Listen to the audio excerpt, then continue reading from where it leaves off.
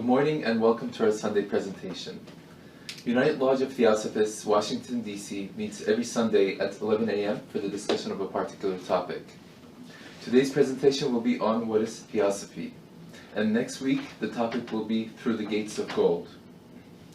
Please also note that we meet every first and third Sunday of the month at 12:30 p.m. to read and discuss selected theosophical writings. We're currently having roundtable discussions on the Bhagavad Gita.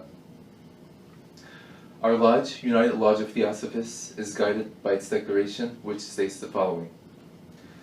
The policy of this lodge is independent devotion to the cause of Theosophy, without professing attachment to any theosophical organization. It is loyal to the great founders of the theosophical movement, but does not concern itself with dissensions or differences of individual opinion. The work it has on hand and the end it keeps in view are too absorbing and too lofty to leave it the time or inclination to take part in side issues. That work and that end is the dissemination of the fundamental principles of the philosophy of Theosophy, and the exemplification and practice of those principles through a truer realization of the self, a profounder conviction of universal brotherhood. It holds that the unassailable basis for union among Theosophists, wherever and however situated, is similarity of aim, purpose, and teaching, and therefore has neither constitution, bylaws, nor officers, the sole bond between its associates being that basis. And it aims to disseminate this idea among Theosophists in the furtherance of unity. It regards as Theosophists all who are engaged in the true service of humanity, without distinction of race, creed, sex, condition, or organization. And it welcomes to its association all those who are in accord with its declared purposes, and who desire to fit themselves by study and otherwise to be the better able to help and teach others. The true Theosophist belongs to no cult or sect, yet belongs to each and all. Today's reading comes from the voice of the silence. Seek for him who is to give thee birth in the hall of wisdom, the hall which lies beyond, wherein all shadows are unknown, and where the light of truth shines with unfading glory. That which is uncreate abides in thee, disciple, as it abides in that hall. If thou wouldst reach it and blend the two, thou must divest thyself of thy dark garments of illusion. Stifle the voice of flesh. Allow no image of the senses to get between its light and thine, that thus the twain may blend in one. And having learnt thine own ajnana, flee from the hall of learning. This hall is dangerous, and its perfidious beauty is needed but for thy probation. Beware, Lanu, lest dazzled by elusive radiance, thy soul should linger and be caught in its deceptive light. This light shines from the jewel of the great ensnarer, Mara. The senses it bewitches blinds the mind, and leaves the unwary an abandoned wreck. The moth attracted to the dazzling flame of thy night lamp is doomed to perish in the viscid oil. The unwary soul that fails to grapple with the mocking demon of illusion will return to earth, the slave of Mara. Behold the hosts of souls. Watch how they hover o'er the stormy sea of human life, and how exhausted, bleeding, broken-winged, they drop one after other on the swelling waves. Tossed by the fierce winds, chased by the gale, they drift into the eddies and disappear within the first great vortex. If through the hall of wisdom thou wouldst reach the veil of bliss, disciple, close fast thy senses against the great dire heresy of separateness that weans thee from the rest. Let not thy heaven-born, merged in the sea of Maya, break from the universal parent, soul, but let the fiery power retire into the inmost chamber, the chamber of the heart, and the abode of the world's mother. Then from the heart that power shall rise into the sixth, the middle region, the place between thine eyes, when it becomes the breath of the one soul, the voice which filleth all, thy master's voice. 'tis only then thou canst become a walker of the sky, who treads the winds above the waves, whose step touches not the waters. And now for today's talk.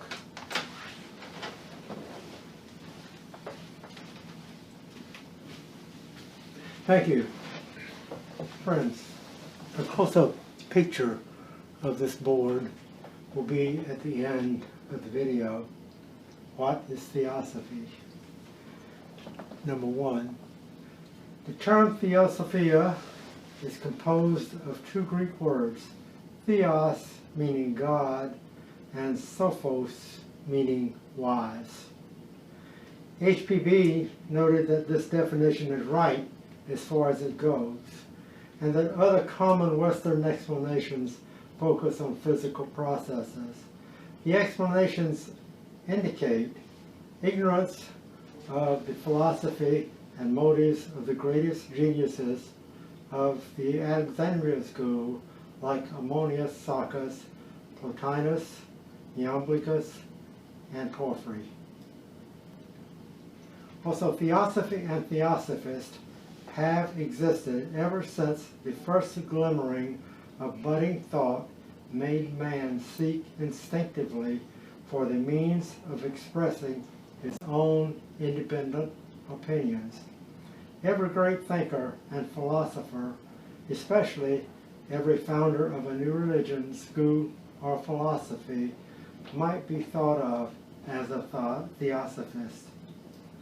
Ammonius Saccas was the founder of the Neoplatonic school. He and his disciples called themselves lovers of the truth. They interpreted sacred ledgers, symbolical myths and mysteries by a rule of analogies or correspondence, so that events which had occurred in the external world were regarded as expressing operations and experiences of the human soul.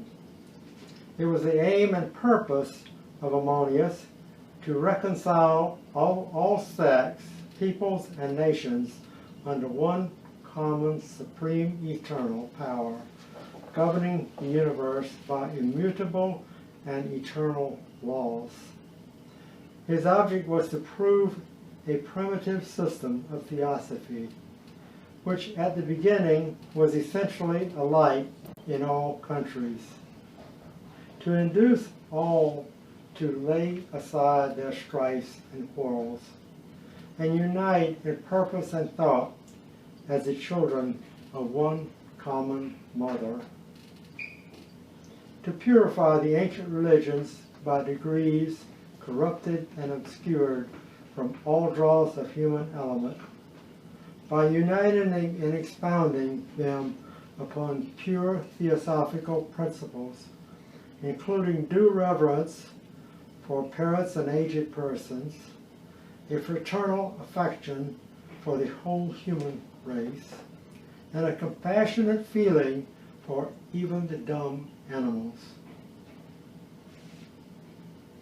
Ammonius sought to establish a system of moral discipline which enforced upon people the duty to live according to the laws of their respective countries, to exalt their minds by the research and contemplation of the one absolute truth, to extract from the various religions' teachings one full and harmonious melody which would find response in every truth-loving heart. Theosophy is then the archaic wisdom religion, the esoteric doctrine once known in every ancient country having claims to civilization. This wisdom is an emanation of the divine principle, like the Gnostic Sophia and the Vedas, from the word to know. The ancient philosophers included all knowledge of things occult and essentially divine. The secular and popular Merkaveh of the Hebrew rabbis were thus designed as only the vehicle, the outward shell which contained the higher esoteric knowledge.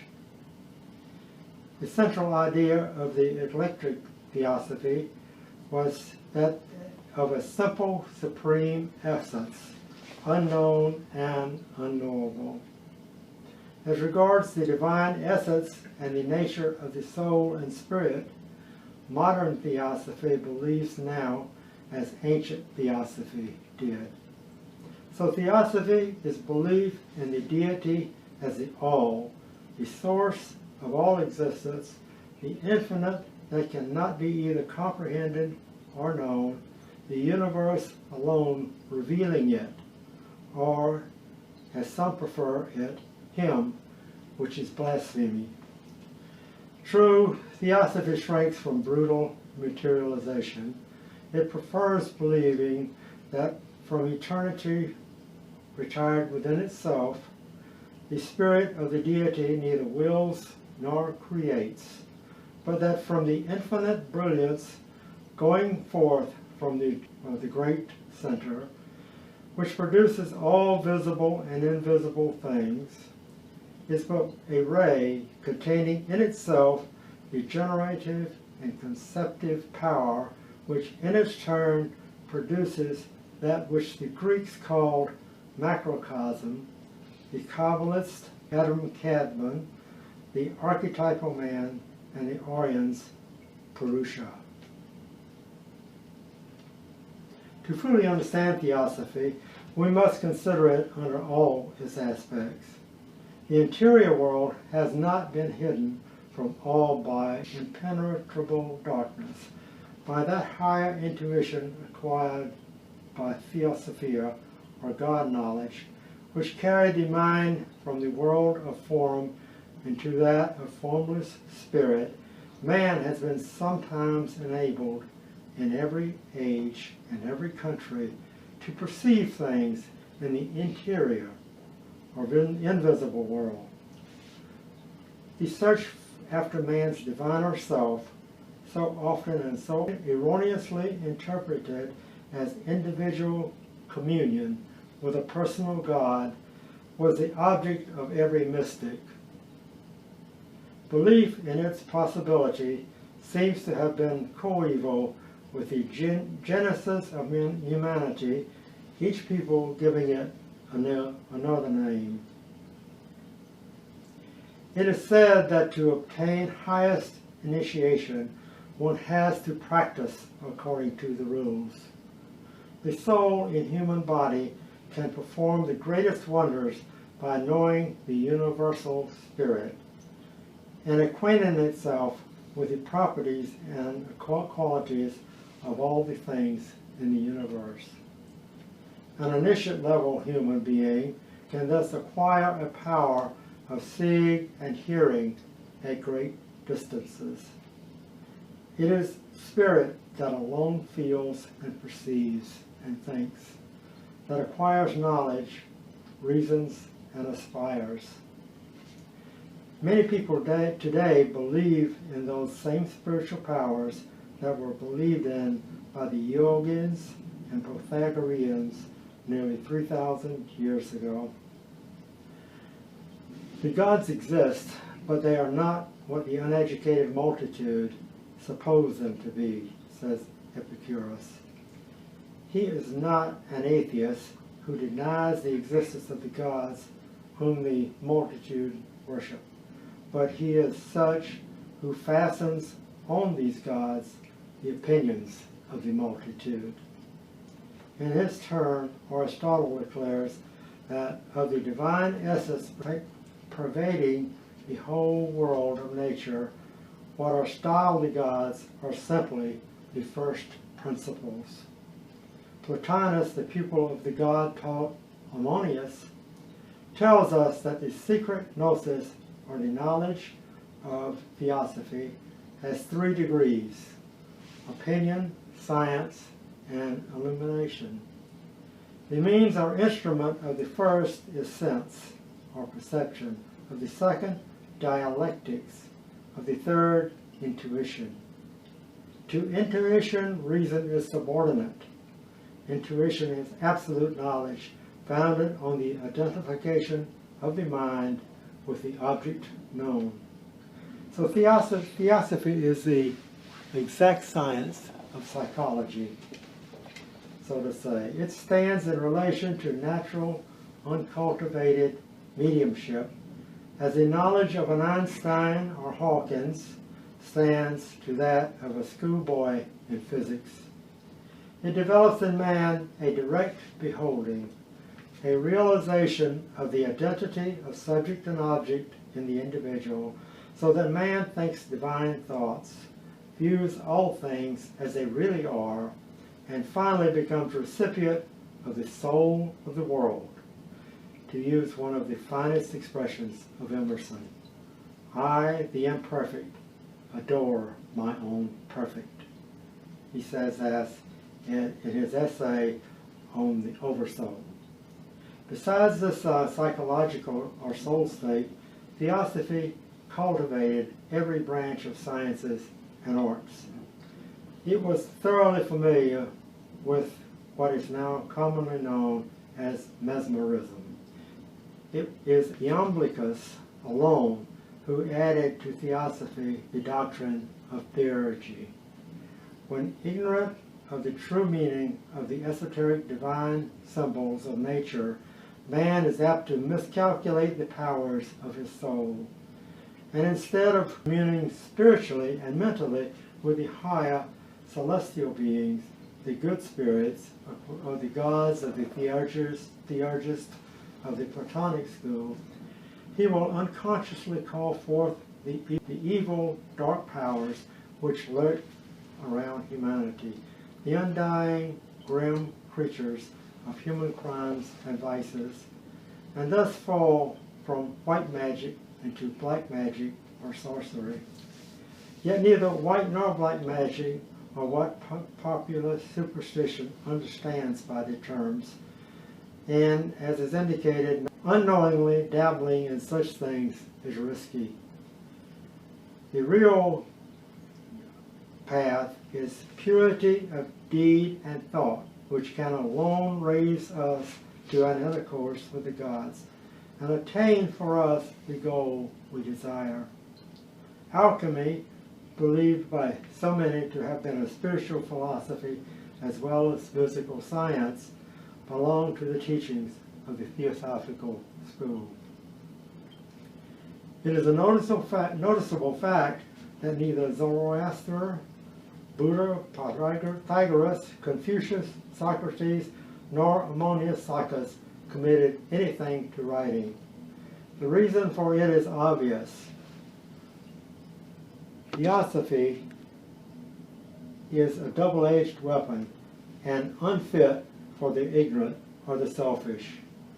Like every ancient philosophy, it has its votaries among the moderns, but until late in our own days, its disciples were few in numbers and of the most various sects and opinions. Moving on to Theosophy today, it is still a teaching in regard to nature and man, as it always was. It's presented to the world in the last quarter of the 19th century, as in the case of every great teacher, H.P. Blavatsky was often misunderstood by her friends as by her enemies. In the same way, Theosophy has since suffered many mutations and misrepresentations in its propagation by disciples, students, and followers of every degree who could only give the world their own interpretations and applications of what she taught. Now, within just 150 years after HPB introduced the Theosophical movement to the West, numerous variations of the original teachings she brought to us from the Masters of Wisdom have appeared, as have so-called claimants of being successors to HPB. We are grateful to Robert Crosby and others who have revised the original and pure teachings of Theosophy as recorded by HPB herself, so they will be accessible to all inquirers.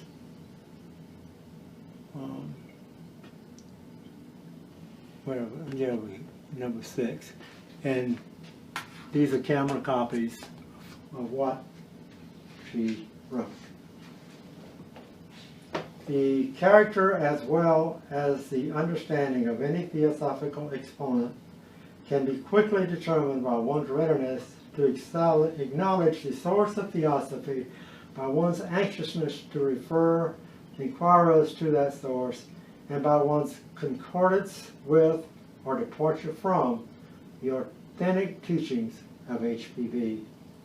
The theosophy presented by HPV is submitted to inquirers neither as a revelation, which is the basis of all religions, nor as a theory or hypothesis, which is the basis of all speculative science and philosophy, but as the mathematics of the soul. It is submitted to the student as a system of knowledge which may be studied and applied, verified in the same way as the knowledge any person may now have was acquired. There is no room in theosophy for miracles nor luck, good or bad. It is throughout a teaching of law, of cause and effect, of self-evaluation, of knowledge to be gained through observation and experience, of individual and collective self-induced and self-devised efforts, hence of universal brotherhood. In the sense that every interrelation in life, every experience is our teacher in the school of life, and that each being has to do his own learning of the lessons of life. Theosophy as a wisdom religion has existed for immemorial time.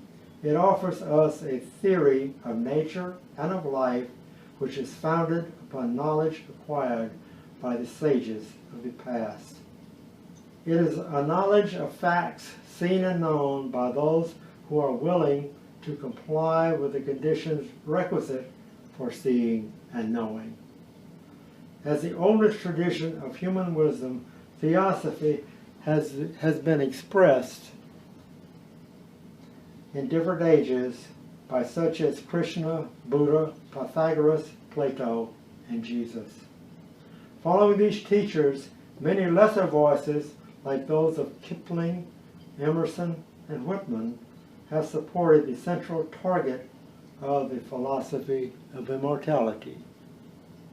Through reincarnation or rebirth, upheld the doctrine of theosophy as presented by HPV.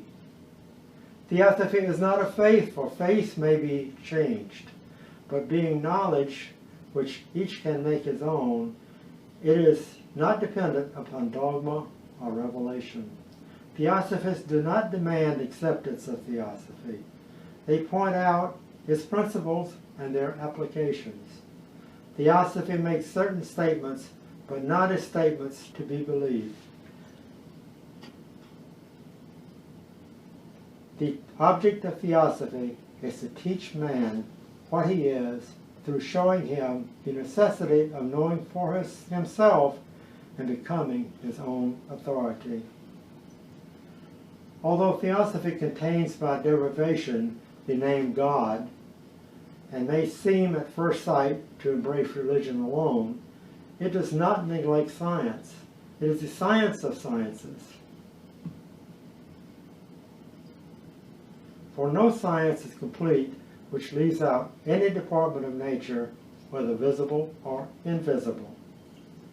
Conversely, that religion which depends solely on an assumed revelation turns away from things and the laws which govern them is nothing but a delusion, a foe to progress, and an obstacle in the way of man's advancement toward happiness.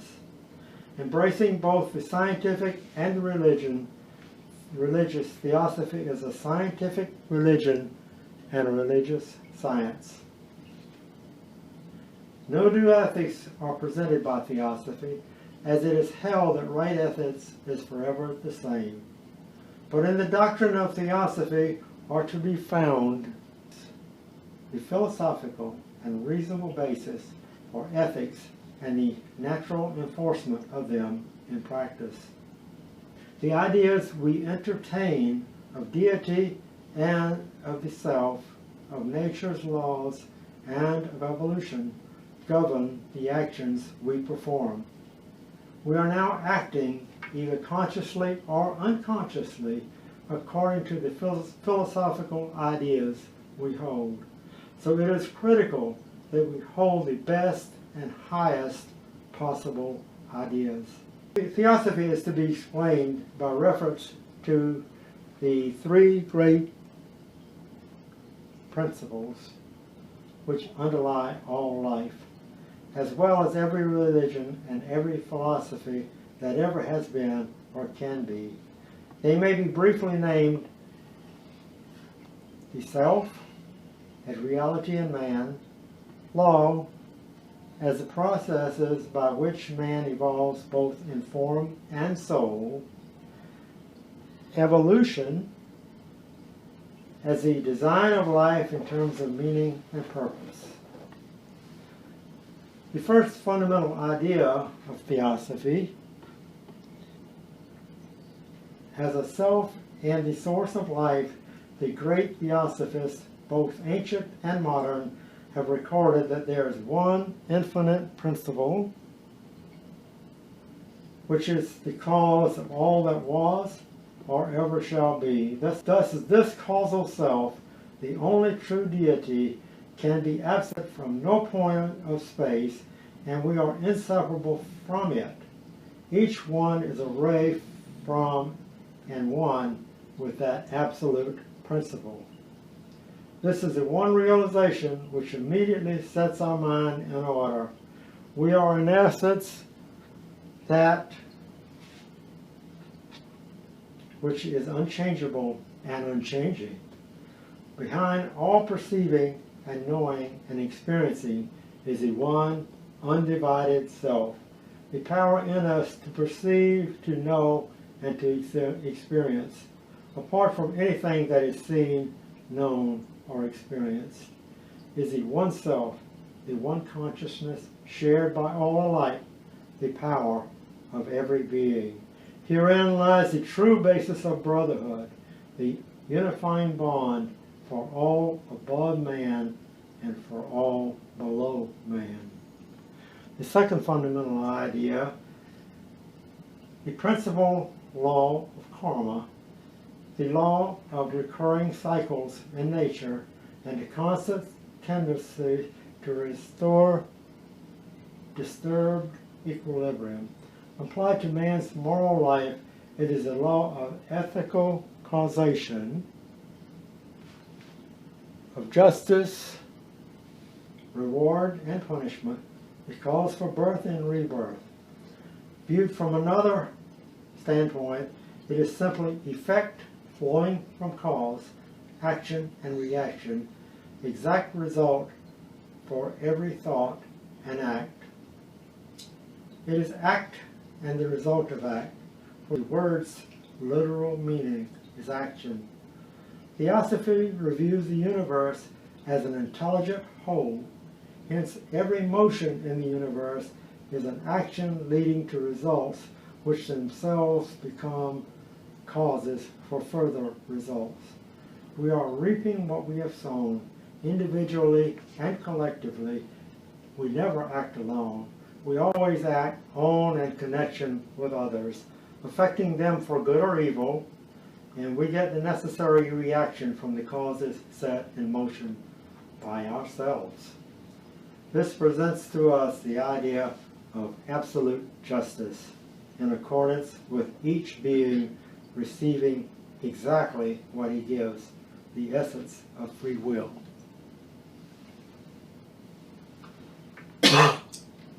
Indissolubly connected with karma is another aspect of the law of cycles, reincarnation.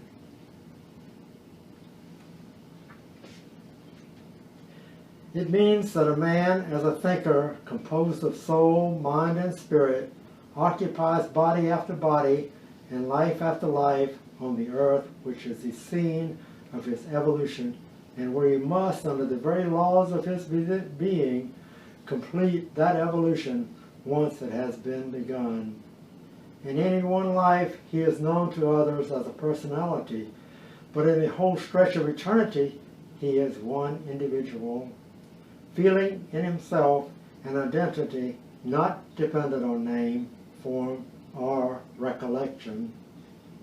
The physical body is merely the shell of man, made of matter of the earth, from the three lower kingdoms, mineral, vegetable, and animal, and is being constantly renewed and worn out from day to day.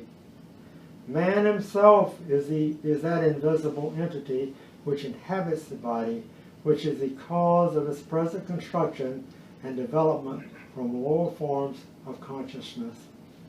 The body is but one instrument of the man within. Our divisions are the psychic, mental, and intuitional natures. Each of these instruments is composed of intelligent lives, and when the controlling being withdraws at death, the instruments and lives separate, only to be later reassembled.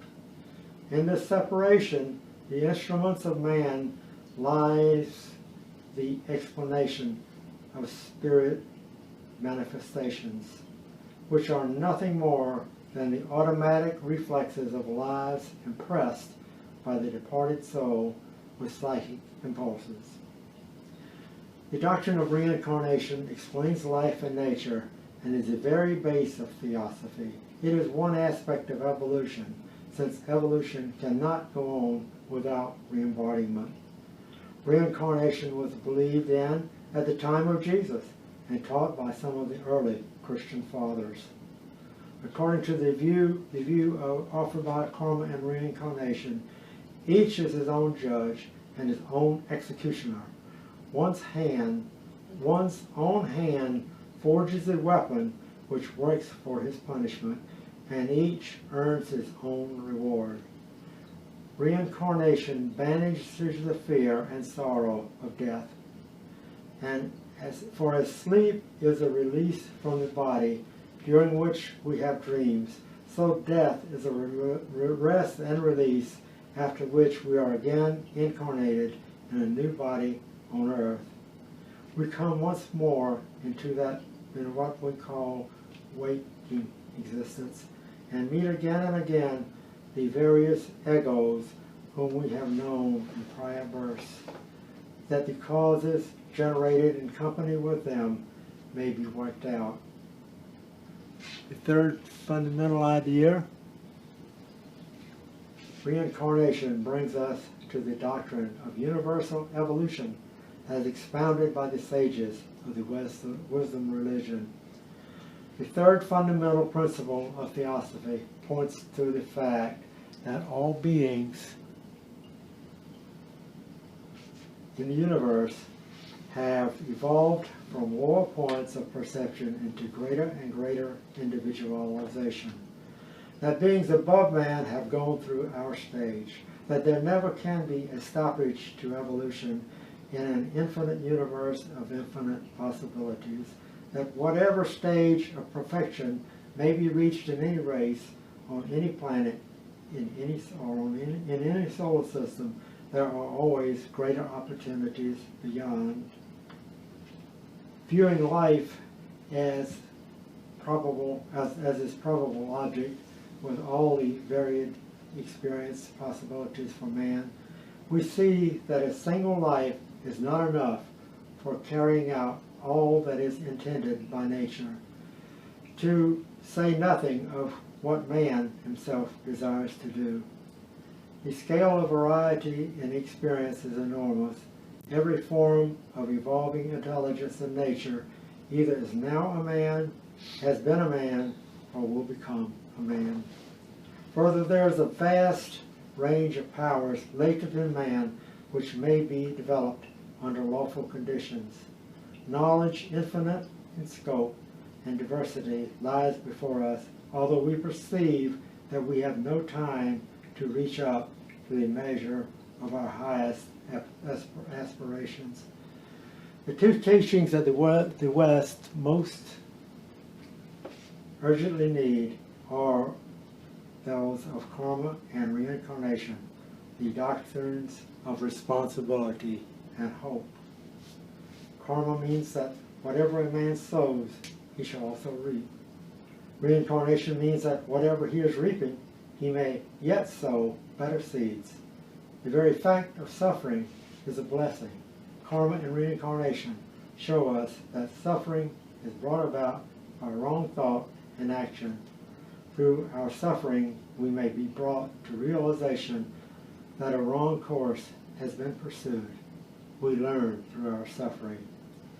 So Theosophy explains the contrasts and unions of the world's face and the common foundation underlying them all, the existence of evil, suffering, and sorrow, the inequities in social condition and privilege, the possession by individuals of latent powers in various stages of the development, the proper antidote to superstition and to exaggerated expectation, the failure of conventional society and religions to realize the ideal they professedly uphold.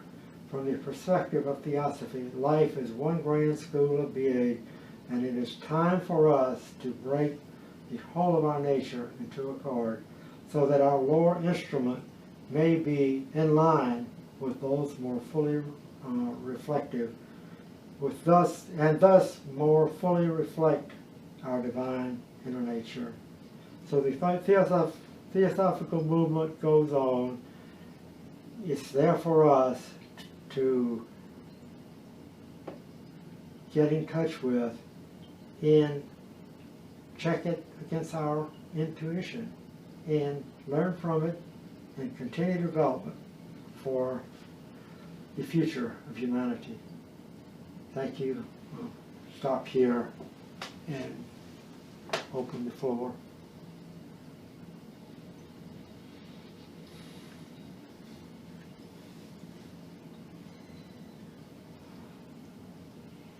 Well, there was quite a lot said here, I know. Was there a question there? Oh.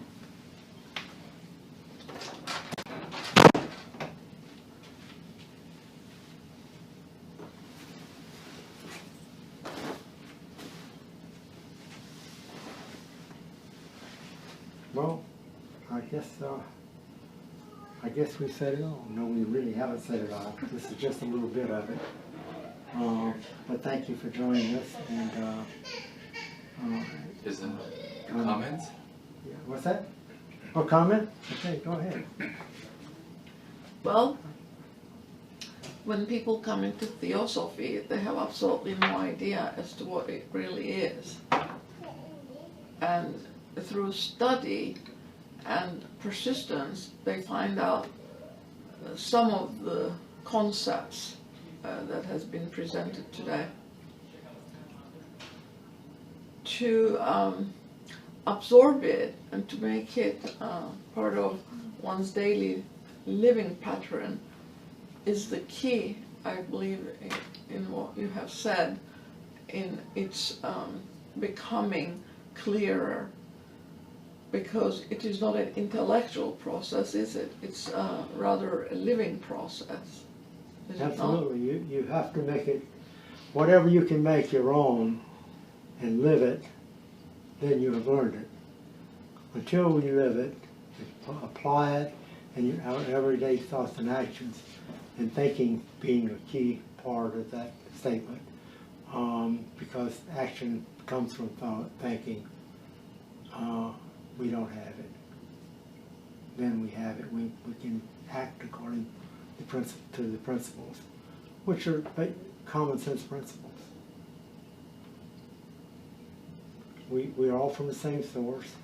We need to view each other as being part of ourselves, which is sometimes very difficult to do.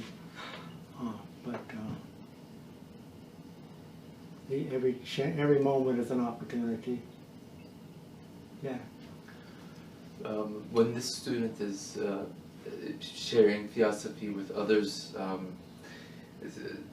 sometimes the people want reference points, and I use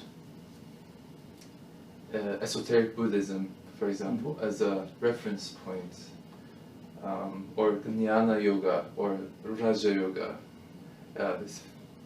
terms that may help people associate with what kind of yoga this is, or what the path is. But the student's understanding is Theosophy is something beyond, or these are all pathways that lead to something beyond. Would you have any additional comments on that? Yeah, Theosophy is often associated with Buddhism because of, on the esoteric side.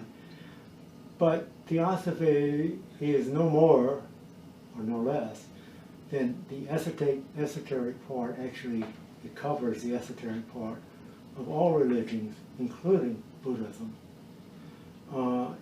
Buddhism spells it out pretty well in Raja Yoga, and actually I'm not sure that that's totally within the Buddhism teaching, but it's certainly in our teaching. Raja Yoga is training the mind, and we have to do that to get it to focus on the important things, which is really on a spiritual level, which we tend to ignore in this workaday material world. So that's the quiet time we set aside every day. It's recommended at least 30 minutes to try to focus our minds on some higher teaching or some higher object, to get that mind to be controlled, because it's a wild sucker. To add to the student's comment, Zoroastrian philosophy is also in line with it, and so is also Kabbalah, if one can decipher the inner meaning to it. But all that truly does not give one the inner perceptive power. And what HPB in many of her writings said is that her aim was also to help us to awaken our intuitive powers before we could understand the true meaning of the books that she wrote. And that, I think, is also applicable to all of the other esoteric teachings, whether it is Kabbalistic, Gnostic, Zoroastrian, the wisdom of the ages, the Hindu philosophy, the Egyptian philosophy. In all their esoteric form, they are one and the same. They Exactly. might use different names, but the principles are the same. Whoever comes from that lodge comes to a particular area and to a particular people, so it is given in that language that is applicable to that area. So the language might be different, but the principles are all the same. Exactly. But we can't get at it until she tells us that in our inner perceptive powers, we have to reach to the noumena, not the phenomena. All of the world, the aspect of it is phenomenal. Until we reach the noumena, we really don't know what the true aspect of this philosophy is. Yeah. All of these words are very valuable here and then behind me.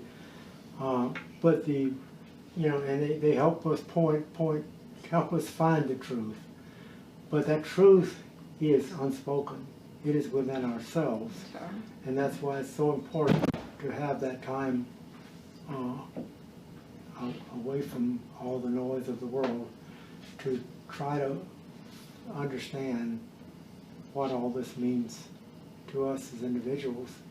And by so doing, we're not only helping ourselves, we're helping our neighbor, and as it spreads the rest of the world. Yeah, but a lot of young people are searching for that same reason. They want the truth, but to get at it, the mind has to settle on some system of thought not just be like a butterfly, go from one to another, because I believe what she said was that it is better to read the same thing 10 times rather than reading 10 different subjects one time. Absolutely. That's why you focus on the meaning of several words. And there are phrases and so forth you can look at all of your life and get different meanings every time you look at them. So that's why it's so important, I think, to look at it over and over again. And that's part of our training, really. But I think even then it's relative truth, as It's the relative, other it's all student relative has said, truth until that you cannot get to the absolute truth. All of the phenomenal stuff is relative truth. It doesn't mean it doesn't have relevance and significance, but we have to understand that it is relative truth, not the whole truth. But the real truth is within us. Of course it is. In potential within everyone.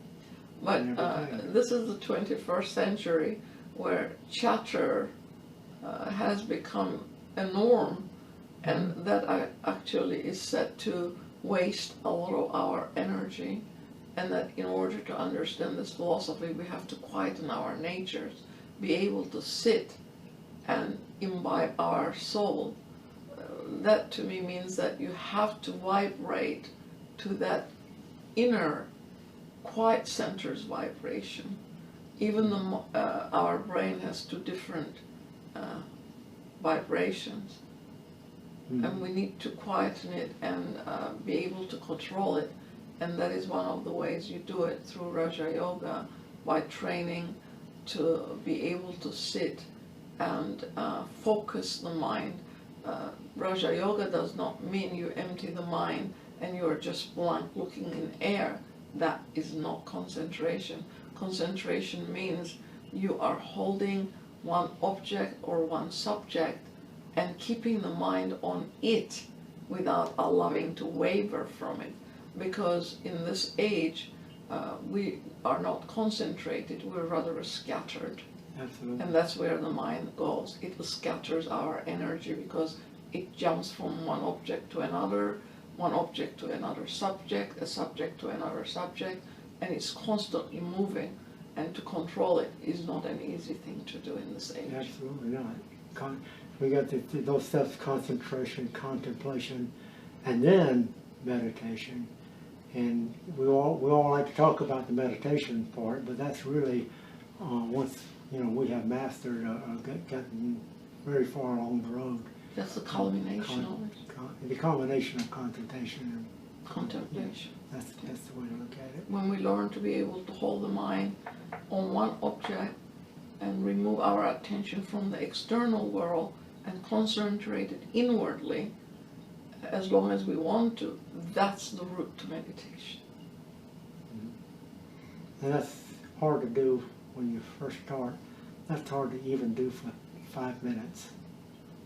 And I've heard of the Dalai Lama will meditate for hours on end. So it's their consciousness is not on earth. Their consciousness Once is not it here. gets removed to the higher levels of consciousness, you get absorbed into it. Yeah. And it can be discouraging, saying, well, I can't even try to meditate for 3 minutes. That's where he started too as well. One day it all opens up, I'm told. So it's something that you have to experience and go through and train yourself. Well, we get a lot of help too. Sure we All do. sincere students of this philosophy get help on the way. We're not left to our own devices, even if we think we are not. Under law, we're all helped to move along. Yeah. You know that Yeah, when you go those to on this sleep. path have these experiences, which only means something to them sometimes, very often. But they're very, very profound. And the more we do it, the more we have those experiences. And that's the journey. as I said in the talk today, the journey is continuous. We are, that is, you know, it's not like a starting point and an ending point. It's continuous. Even the adept sufferers are on a path, continuing on the path too, to becoming more, you know, valuable to the humanity in the world.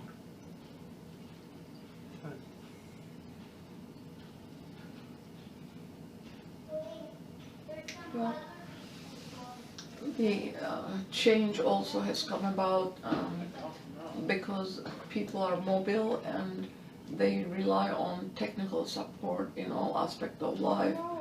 Before we were present in a location, but that is not the case anymore. People are traveling, so to reach to larger populations, it is necessary that that mode of teaching be also incorporated into our present day mode of teaching or disseminating the philosophy of Theosophy.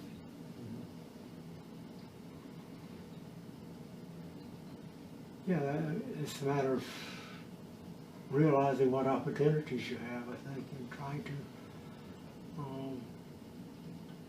impress on others when you can. But yeah, you know, the important thing is to keep after it in a steady way. If we do that, we will make progress. I think the mind connection is suggested here.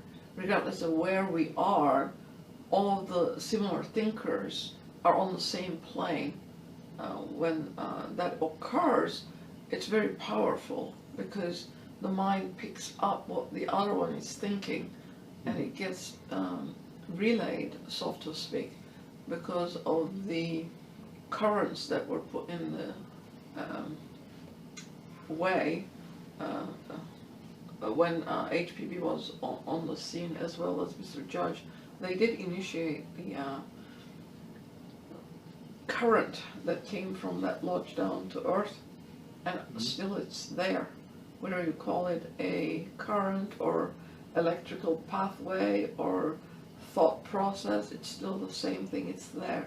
So if we can access it, it's available to us too. Yeah, those beings really they're here. They're around. And they magnify the world, and that's help enhance those points of light. Yeah, we think that they're Despite what we somewhere think, else. we don't see a lot of stuff. Yeah. And to add to that, the value, especially to the Western mind, Western consciousness of this current established by Madame Blavatsky and Mr. Judge, etc., it's very critical for people living here because we talked about Kabbalah, Zoroastrianism, the Indian scriptures. This student does not have the ability to decode them. The student doesn't know Sanskrit or the other texts, you know, Arabic, etc. Mm-hmm. So this is written in English, where it's the most used international language, and it gives us the ability to be able to understand the other wisdom religions, as in like Zoroastrianism, etc. So for the modern age, this is a critical resource for people to start here and be able to understand the rest of the timeless wisdom that was part of the other religions. So, yeah, your comment is about the second object, right? The Theosophical movement, which is to study ancient and modern religions and glean the best from them, and perhaps influence, have the influence that we have the power to have to get things moving in the right direction. Well, I think what we need to remember is that all religions have truth in them. Absolutely. None of the religions not a single one has all of the truth in it. She says that if we critically look at each religion as to what it has and combine it with all the others, that's when we are getting closer to the truth, because we have to get the essence of truth from each one and put it in a synthetic fashion together. And that is what I think she did for us in the Secret Doctrine. Because a student would have never been able to do it on her own, but it's already done for us. She compares it. It's amazing what this, well, both of these books. Yeah, well, Isis is a all book this, of tremendous amount of information, which then eventually becomes knowledge. But without Isis, one cannot really understand the Secret Doctrine either, Right. because only a couple pages from Isis is quoted in the Secret Doctrine. The rest of it, she did not put it in there. And so one has to really know what's in Isis. And she also tells us that we need to understand electricity and magnetism, and that Isis addresses those a lot more than does the Secret Doctrine. So, and we have to also remember when she says the Secret Doctrine that they only lifted a little corner of one on one page. So imagine what the totality is, that she says you cannot really put it in volumes, but there must come a time in a neophyte's successive incarnations where the individuality is fitted to listen, so that that information is given to one from mouth to ear, because this cleansing process has to go on for however long it takes for us to do that preliminary work. And that once we are ready to listen, then that's when the Guru appears. It is stated in the voice of the silence. We have to understand what is being offered and what is being asked of us. And I think that is one of the things that is being asked of us, is that we improve our own natures by self-devised, self-induced effort. And that part of it is called cleansing. And we talked about it when we talked about Pythagoras. In his school, there were 8 years of preliminary cleansing process. The first part included 3 years, and if you made it through the 3, then you got accepted into the more advanced section, but still you have to keep 5 years of silence, which shows you that in order to cultivate your inner senses, you cannot continuously be attuned to the external voices of the, or sounds of the world. You have to have that time to withdraw inside into the quietude of your own soul and imbibe it. That is a necessary part of that cleansing process. You know, you went through things that we all have to go through to continue on this path. Absolutely. But the objective is then to take every moment of the day and do your best, right? Absolutely. And don't worry too much about the rest of it. Absolutely. It'll fall in place. We are only given, we live one day at a time, and the soul only knows the ever-present now. Does So not I shouldn't have go out any and try to past find my future. master. I shouldn't go out and try to find my master. No, the master knows you when you get ready for it. Yeah. When your light is on, they know you. Okay, well, I'm going to just mention these books right here. Science. They both contain things science didn't know before, and questions were raised about it. But science has validated a good bit of stuff, and especially in these two books right here. Now it is common knowledge. Yeah. There's a lot of stuff in here that they're still in the Struggling works, with if it. you will, and validating it. Yeah. Thank you very much for joining us. We'll be having next week's program, I think, was already announced. Through the gates of gold. Through the gates of gold. Okay.